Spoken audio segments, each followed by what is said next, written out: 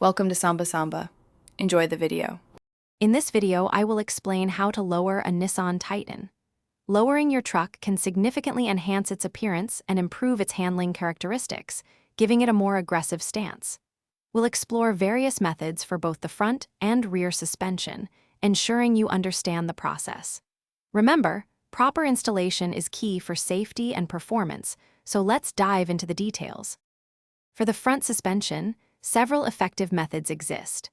Drop spindles are a popular choice, typically providing a clean drop of 2 to 3 inches without altering suspension geometry too much. Alternatively, adjustable coilovers allow for fine-tuning your ride height and often improve overall handling. Torsion bar keys offer a simpler, more budget-friendly way to achieve a modest front drop. Moving to the rear, axle flip kits are a common method for a substantial drop, often 5 to 6 inches, by repositioning the axle. For a more moderate change, shackle and hanger kits can lower the rear by 1 to 2 inches. You could also remove 1 or more leaf springs for a subtle drop, but be aware this will reduce your truck's hauling capability.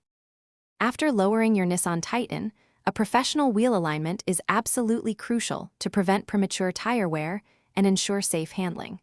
You'll also likely need to install shorter shocks to accommodate the new ride height, maintaining comfort and preventing your suspension from bottoming out. Don't forget to check the description for a link to the Owala water bottle and other great deals. This ensures your truck performs optimally and you stay refreshed on the go. Thanks for watching. Consider subscribing if we helped you.